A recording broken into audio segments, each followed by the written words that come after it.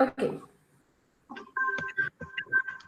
Nos encontramos el día de hoy, la profesora Daniela Retamal, junto a la estudiante Caterina Orozco del segundo nivel A, para dar lectura a la publicación que realizó Jorge Castillo Sepúlveda, ingeniero civil matemático de la Universidad de Concepción, doctor en Ciencias de la Complejidad Social de la Universidad del Desarrollo, que actualmente se desempeña como científico de datos en la compañía Z Data Lab, donde lidera las áreas de inteligencia de precios e inteligencia comercial.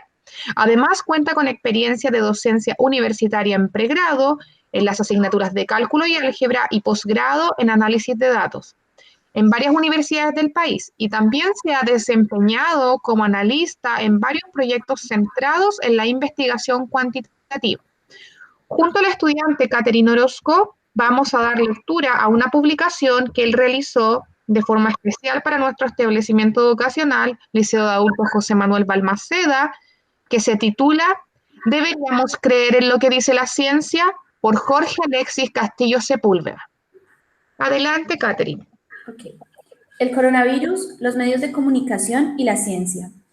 Es de público conocimiento que estamos en una pandemia, ya de hace varios meses, asumiendo las medidas de restricción y libertad de movimiento, además de cambiar varias costumbres que teníamos arraigadas. Es una pandemia global y sin precedentes, ya que nunca los viajes entre distintos puntos del planeta habían sido tan fáciles de hacer, cada vez más cortos y con mayor flexibilidad.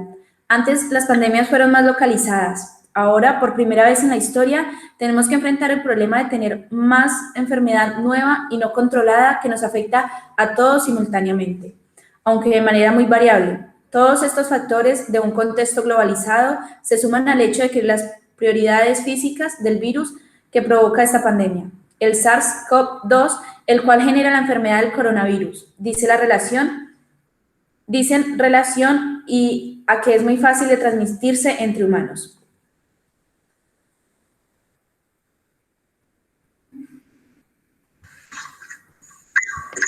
Todo esto está sustentado en lo que dicen los científicos y las organizaciones e instituciones oficiales, a través de los medios de comunicación, tanto en televisión como en redes sociales. En los últimos meses hemos tomado conciencia sobre lo importante que es cuidarse, mantener buena higiene y la distancia física. Sin embargo, ha ocurrido que no necesariamente todos estamos alineados en la percepción de la pandemia. Por un lado, han abundado noticias falsas, prometiendo falsas curas, mediante falsas informaciones, acusando cierta conspiración de poder. Y por el otro lado, que el virus pudo haber sido una creación humana o que es un invento para ciertos fines. Entre otros asuntos que no me interesa hacerles propaganda. El punto es que se pone en cuestionamiento el discurso oficial de los científicos y los medios de comunicación, poniéndolos casi a la una a la altura tal que se les atribuye incluso el mismo nivel de corrupción o de deslegitimidad que los gobiernos por lo general tienen. Este fenómeno de desconfianza en la labor de la ciencia no es nuevo. Hay personas que sostienen que ciertos avances científicos nos pueden hacer daño, como lo son los cultivos transgénicos o las vacunas, cuando en realidad la evidencia nos dice que hay tergiversaciones de la información, opacando los efectos positivos que podrían tener estas innovaciones científicas. El problema que esto puede conllevar es que, por ejemplo, para el caso de las vacunas, pueden volver a haber brotes de enfermedades que se creían erradicadas. Esto ya ha ocurrido con el sarampión. También hay sectores que no creen en el cambio climático, lo que podría dificultar evitar la sequía y escasez alimentaria en las próximas décadas, si el impacto negativo del ser humano sobre el medio ambiente no se detiene. De la misma manera, en una pandemia se supone que todos debemos colaborar para la correcta mitigación y control del virus y evitar que el sistema de salud se vea colapsado. También se debería recoger de lo aprendido en otros países y de anteriores pandemias. En ese sentido, si hay escepticismo o desobediencia a las medidas y a la información que circula, puede mermar los esfuerzos que se hacen para entender y salir de la crisis, ojalá en el menor tiempo posible. En resumen, en general, se necesita que la sociedad en su conjunto reme para el mismo lado. Si no, se dificulta el poder superar la crisis o enfermedades que se nos presentan. La confianza en lo que dice la ciencia o a través de los científicos es fundamental. Claramente tenemos derecho a cuestionarnos todo lo que nos digan y la ciencia no es la excepción. Pero ¿de qué se trata la ciencia y cómo saber si debemos ser o no ser escépticos? Punto 2. ¿Qué es la ciencia? Desde que los tiempos más remotos el ser humano se ha interesado, se ha preguntado quién es, de dónde viene y hacia dónde va. La observación de la naturaleza, el tratar de explicar el fenómeno en el que se está involucrado, el saber cómo funcionan ciertas cosas, el porqué de ciertas cosas que se observan, etc., ha sido materia fundamental de muchos pensadores y sabios conocidos como filósofos. Los filósofos en la antigüedad tenían distintos intereses, tratando de explicar en qué consiste la materia o cuál es la estructura del universo, conocer por qué las personas actúan de determinadas maneras, cómo funcionan las plantas, etc. Así se constituyeron varias escuelas de pensamiento, sobre todo en la Grecia antigua, dando lugar a sentar las bases de la filosofía de la mano de Platón y Aristóteles, de la matemática y la geometría con los pitagóricos, mientras que Ptolomeo mostraba un modelo de universo geocéntrico, es decir, en donde la Tierra estuviera en el centro del universo y todos los demás astros giraran en torno a ella. Con el paso del tiempo, en esta parte del mundo, Europa, ese conocimiento antiguo quedó como algo aparentemente estático, y las situaciones religiosas de la época eran las autoridades. Estas castigaban duramente a quienes se atrevieran a afirmar un modelo de universo distinto, o que incurriera en alguna práctica que a los ojos de las autoridades no les pareciese de acuerdo con las doctrinas oficiales. Era muy común la visión aristotélica de las cosas, de que las cosas tienen prioridades intrínsecas, y la visión ptolomeica, en donde la Tierra estaba en el centro de todo, justificando esta doctrina. En esta escena entra Nicolás Copérnico, quien propone un modelo de universo heliocéntrico, es decir, en donde el Sol está en el centro y los astros giran alrededor de él. Y luego entra Galileo Galilei, quien justifica este modelo a partir de las observaciones. A la Iglesia Católica no le gustó este asunto y Galileo se tuvo que retractar para no ser condenado a muerte. No obstante, era demasiado tarde y su obra aún así había propuesto la base del método científico moderno. La experimentación, mientras que con Copérnico se había abierto la puerta al ser humano para crear el conocimiento, el uso de la razón.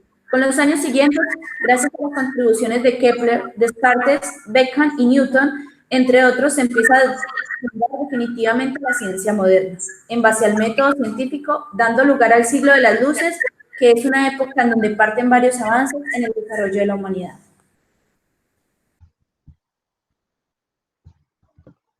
Pero antes de hablar en la evolución y desarrollo de la naciente ciencia, cabe preguntarse, ¿en qué consiste el método científico? Antes se dio una pista, que se basa en la experimentación, pero en la versión moderna y en el cómo se enseña es un poco más que eso. El método científico consiste en una serie de pasos de manera tal de generar conocimiento a partir de la observación humana. No da cabida a la especulación, debe evitarse el sesgo y debe ser ojalá reproducible por cualquier ser humano. Vamos con los pasos. Primero, se formula una pregunta en torno a una observación dada. Segundo, se propone una hipótesis que dé respuesta a esa pregunta. Esta hipótesis puede ser cierta o puede ser falsa, en donde eso se debe descubrir con una tercera etapa, que es la aplicación del método para testear esa hipótesis. Luego, en cuarto lugar, viene el análisis de los resultados después de aplicar el método. Y por último, viene una conclusión en donde, si la hipótesis es válida, se convierte en una nueva evidencia científica. Si no es validada, entonces se debe dar lugar a una explicación alternativa de qué es lo que está ocurriendo. Y para llegar a dar una explicación, abrirse a encontrar más datos, observaciones o aplicar otros métodos para testear esas hipótesis alternativas. Esta es una versión de un método científico experimental que se ve sobre todo en biología, química o ciencias sociales, pero debe mencionar que existen otros métodos que son los que proponen teorías a través de fórmulas. Y para ello se parte desde un modelamiento matemático de la situación para luego generar una propuesta de fórmulas y ecuaciones a través de simulaciones hechas con un computador y se cierra la teoría cuando se demuestra empíricamente esta situación a través del modelamiento matemático. Más allá de eso, el método científico en general debe ser expuesto a la comunidad científica y es esta la que debe dar el visto bueno. En la actualidad, una investigación científica, para que sea validada, debe pasar por un sistema de revisión de pares, es decir, nadie puede proclamar nada científico si no se le demuestra a los demás. Demos un ejemplo de cómo funciona este método científico experimental en torno a nuestro comportamiento humano. Supongamos que cada vez que dormimos con el lado izquierdo del cuerpo, por lo tanto, con la oreja izquierda tapada con la almohada, despertamos antes de tiempo, antes de que suene la alarma en la mañana. Y nos gustaría saber por qué. La pregunta de investigación claramente es ¿por qué al dormir con el lado izquierdo del cuerpo despierto antes?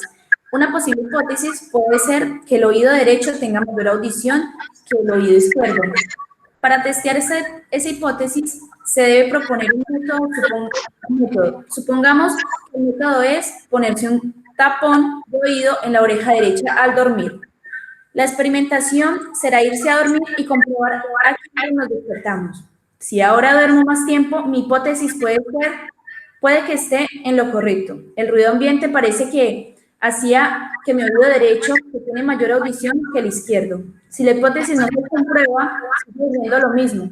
Entonces, habrá que formular hipótesis alternativas. Por ejemplo, que quizás algo está pasando con los órganos internos del cuerpo, que hacen una diferencia al dormir de un lado o del otro. Obviamente, todo este ejercicio mental es suponiendo que no puedo controlar el medio ambiente, por ejemplo, estar viviendo en un dormitorio cercano a una calle. Y ciertamente, también se puede proponer distintos métodos o más de uno. Para confirmar realmente mi hipótesis, de hecho, realizarse una audiometría bastaría para saber que el oído derecho tiene efectivamente más audición que el izquierdo. Punto 3. Sobre las creencias. Con el método científico se han descubierto hartas cosas que nos han beneficiado, tal como lo es el descubrimiento de las vacunas que nos han permitido erradicar enfermedades. Se tiene suficiente evidencia para mostrar que la técnica de las vacunas es efectiva para no enfermarse frente a determinados virus. Por lo contrario, los grupos de antivacunas no han podido demostrar sus afirmaciones mediante la evidencia. Lo mismo pasa con casi todos los escépticos en general. De hecho, hay gente que cree que la Tierra es plana, ya que no le basta con toda la evidencia acumulada a favor de que la Tierra tiene forma pseudoesférica, se llama geoide su forma, y prefiere postular afirmaciones que no se pueden comprobar mediante el método científico. En ese sentido, la ciencia no es algo de fe o algo en lo que nosotros debamos creer, sino más bien nos invita a cuestionar lo que se nos está diciendo y a comprobarlo nosotros mismos, haciendo uso de nuestra razón y de nuestra capacidad de mostrar la evidencia a través de la experimentación. Entonces, la respuesta al título de este ensayo es rigor. En rigor es no, pero, sin embargo, la intención del ensayo es generar confianza en que lo que se hace en ciencias se hace de la mejor manera posible, de modo de encontrarnos con las respuestas más correctas posibles. En ese sentido, es un sí implícito o resignificado. La crítica al status quo.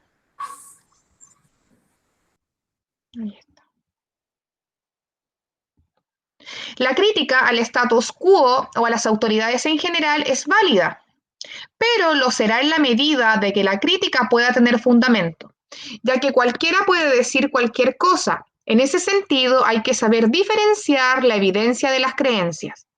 Estos grupos anticiencia han proliferado en redes sociales gracias a que la confirmación de verdades solo están contrastadas por las creencias que tienen los miembros.